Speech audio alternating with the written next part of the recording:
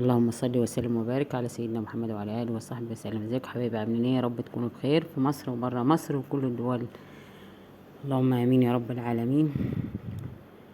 النهارده هنعمل فيديو جديد. نعمل طريقه المشبك. طبعا حطينا كوبايتين زي ما انتم شفتوا، كوبايتين سكر. انا حطاهم في طبق بس هم عيرتهم كوبايتين سكر وكوبايه ميه، وعليهم ليمونتين صغيرين، ومعلقه عسل جلوكوز او عسل نحل اللي هو الموجود عندك. انا طبعا ما عنديش عسل جلوكوز، حطيت عسل نحل عادي. معايا كوبايه دقيق، ومعايا كوبايه نشا كبيره برضي، ومعايا كيس خميره زي ما انتم شفتوا. هنخلطهم كويس، وحته ملح، هنقلبهم كويس في بعض، هنعمل احلى مشبك زي ما انتم شايفين. طريقه سهله وبسيطه. اللي وصل لحد هنا ما ينساش اللايك والاشتراك في القناه عشان يوصلوا كل جديد مني، عشان قناتي تكبر بيكم ومعاكم. بالله عليكم حطوا اللايك عشان الفيديو يترفع. لو وصلت لحد هنا وعجبكم الفيديو حطوا اللايك. هنا النور قطع والله، انا بصور النور قطع. طبعا اضطريت اكمل الفيديو لاني مش هقدر استنى على العجينه اللي انا عاملاها. زي ما انتم شايفين احلى مشبك هنعمله. ولا تشتري ولا تتعبي من الشراء من بره، حاجه اسهل طريقه. طبعا عشان الدنيا النور قاطع والله، فيهم واحدة حمرت شوية معايا، بس والله حلوين خالص، طعمه لذيذ زي المشبك اللي بيتباع بره بالظبط والله. طبعا هنقول الطريقة من تاني. معانا كوبايتين سكر، كوباية مية، وليمونتين صغيرين، ومعلقة عسل أو معلقتين عسل. لو الأفضل يكون معلقتين عسل جلوكوز، بس أنا عشان ما عنديش جلوكوز حطيت عسل عادي، هو عسل النحل. طبعا دول اللي هنعملهم بالمحلول. تمام، وصلنا لحد هنا. معانا كوباية دقيق كبيرة، كوباية نشا برضه كبيرة. ومعانا دول كوباية الدقيق وكوباية النشا، هنحطهم للعجينة اللي هنعجنها ان شاء الله، وحتة ملح وكيس الخميرة. ده المحلول اللي احنا هنعمله. كوباية مية كبيرة. الطبق ده انا بعايره بكوباية المية بالظبط، يعني كوباية مية كبيرة، كوبايتين سكر، وهنعمل المحلول عليهم ليمونتين صغيرين. هندوب المحلول كويس، واول ما يغلي هنحط عليهم معلقتين عسل النحل.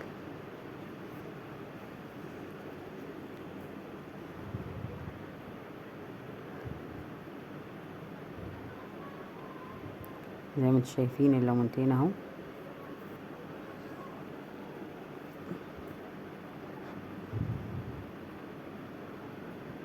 طبعا هندوب المحلول كويس كده في بعضيه، وهو لما يغلي هنحط عليهم معلقتين العسل النحل، او عسل معلقتين هو الافضل، معلقتين عسل جلوكوز. طبعا انا عشان ما عنديش عسل جلوكوز فاضطريت حطيت عسل عادي. اي نوع عسل عندك عادي. كمان مش يعني ما عندكيش عادي، حطي اعمل المحلول خلاص وخلاص على كده. انا بحط للمحلول، نسيت اقول لكم انا بحط له يعني معلقه فانيليا. طبعا النور بيقطع يا جماعه والله، بيقطع وبيفصل ينور، يعني طول النهار بيقطع، ما ينورش غير ساعه ونص ساعه بالنهار. يعني انا شوف قعدت اعمل في المشبك والنور قطع عليا مرتين. معلش يا جماعه، ده انا كملت كمان تصوير الفيديو بره، يعني اخر مشهد في الفيديو انا صورت بره في النور بره. واخدت معايا كوبايه الدقيق وكوبايه النشا، وهنحط عليهم معلقه او نص معلقه ملح، وهنقلبهم كيس الخميره، وهنقلبهم كويس زي ما انتم شايفين. معلقه صغيره خالص ملح. لازم الملح ده سنة عن النبي عليه الصلاة والسلام، لازم الملح تحطوا ملح في اي عجين او اي حاجة لازم الملح ده. ده الخميرة، كيس الخميرة زي ما انتم شايفين، خميرة جافة نشطة. هنحط طبعا الكيس كله هيطلع يا دوبك معلقة واحدة خميرة. هنكب كل الكيس على الدقيق والنشا. طبعا هنقلبه كويس، وبعد كده هنحط المية. هو خد معايا كوبايتين ونص مية، مخدش اكتر من كده، بنفس معيار الطبق اللي انا عملت بيه السكر الدقيق والنشا. طبعا زي ما انتم شايفين نفس الطبق اللي انا حطيت بيه النشا والدقيق هو اللي هعاير بيه المية. زي ما انتم شايفين طبقين. هنقلب كويس. بعد كده هلقاه عايز تاني هحط له نص طبق بس، يبقى خد معانا طبقين ونص بمعيار كوبايتين ونص.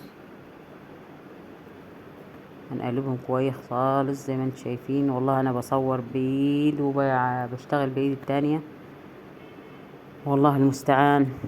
في الحرارة الشديدة دي ربنا يرحمنا برحمته يا رب.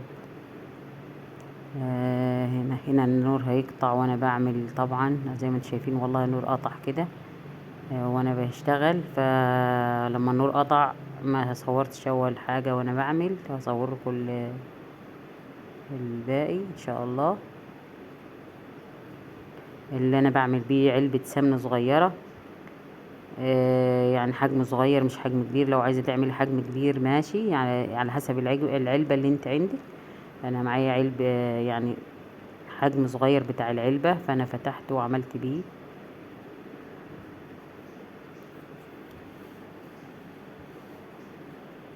زي ما انتم شايفين، ولا تشتري من بره ولا تتعبي نفسك يعني، ولا تعمليه بأسهل طريقة عندك في البيت. طريقة سهلة وبسيطة. كيس عادي من الكيس اللي عندك كده، وتقطعيه زي ما انتم شايفين. وبعمل بيه والله ولا كيس حلوان ولا اي حاجة، كيس عادي. بقطعه حتة صغيرة كده من تحت، وبشتغل بيه زي ما انتم شايفين اهو. بصوا، طريقة سهلة خالص وبسيطة، اسهل طريقة بنعملها. جربوها والله هتعجبكم خالص، ولا تشتروا من بره ولا اي حاجة. احلى مشبك عملناه، مقرمش وحلو وطعمه حلو خالص ولذيذ. انا يمكن تاني مرة او تالت مرة بعمله. السنة دي انا بعمله على طول، بس دي تالت مرة بعمله. انا صورته قبل كده بس ما صورتش الطريقة. واحدة حبيبتي قالت لي عايزة اعرف الطريقة، كلمتني على الواتس وقالت عايزة اعرف الطريقة بتعملي ازاي. فدي طريقة المشبك، وانا هكتب لكم ان شاء الله الطريقة في صندوق الوصف. بس بالله عليكم حطوا اللايك واشتركوا في القناة عشان يوصلكم كل جديد مني ان شاء الله. الفيديوهات الجاية ان شاء الله فيديوهات ضرب نار حلوة، يعني هتبقى قوة ونشاط ان شاء الله. بس ساعدوني وحطوا اللايك واشتركوا في القناة عشان الفيديو يترفع بالله عليكم. والله انا بتعب في الحرارة الشديدة دي، حر موت. ربنا يرحمنا برحمته يا رب، ربنا يرحمنا من نار جهنم يا رب العالمين. طبعا النور قطع زي ما انتم شفتوا. انا عملت الكمية كلها وهنستفها في الطبق زي ما انتم شايفينها. بصوا احلى مشبك. طبعا انا عاملاها بعلبة صغيرة مش كبيرة. اللي عايز يعمل بعلبة كبيرة يعمل عادي، على حسب العلبة اللي هي عندك، او يعني حسب العلبة اللي انت هتقطعيها وتحطيها. ما ينفعش انك انت تعمل المشبك من غير ما تحط علبة، لان الدقيق هيطير منك في الصينية ما هيظبطش معاكي. ما حاجاش انت لو عايزة هتعملي بوسع الطاسة اللي انت عندك، هتعملي بوسع الطاسة عادي. يعني هتعملي بوسع الطاسة هتعمليه ما يطيرش منك. لكن لا، لو هتعملي زي ما انا بعمل كده بالحجم العلبة يعني هيبقى حلو. طبعا عاملاها في العتمة، والله انا عملته قبل كده وصورته، ما كانش محمر معايا كده لكن كان حلو خالص. طبعا مع العتمة والله ما شايفة بعمل، وطبعا مع الحرارة الشديدة وكدمة المطبخ فكنت بعمل بسرعة. والله المستعان. ربنا يعيننا يا رب العالمين. وصلت لحد هنا، صلوا على الرسول عليه افضل الصلاة والسلام، وحطوا اللايك واشتركوا في القناة عشان يوصلكوا كل جديد. بصوا احلى مشبك، والله مشبك حلو خالص، وزي ما انتم شايفين يعني زي المشبك اللي بيتباع على طول برا. اللي وصل لحد هنا يحط اللايك ويشترك في القناة عشان يوصله كل جديد مني. احلى مشبك مش هقولكوا في الدنيا، احلى مشبك عملناه. حلو خالص والله، وكلوه بالهنا والشفا، واللي بالهنا والشفا لكل اللي ياكل منه واللي هياكل منه.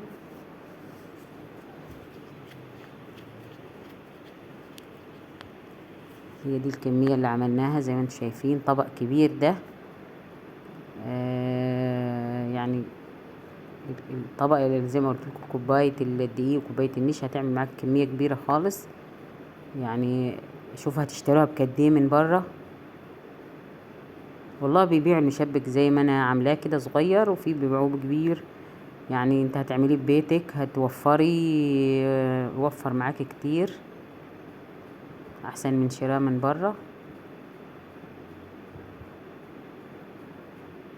زي ما انتم شايفين الكميه اهي، احلى مشبك.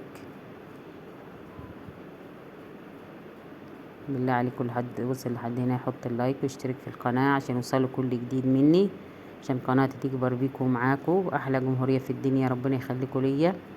وبكده يبقى الفيديو بتاعنا خلص، واستودعكم الله الذي لا تضيع ودائعه، والسلام عليكم ورحمة الله وبركاته.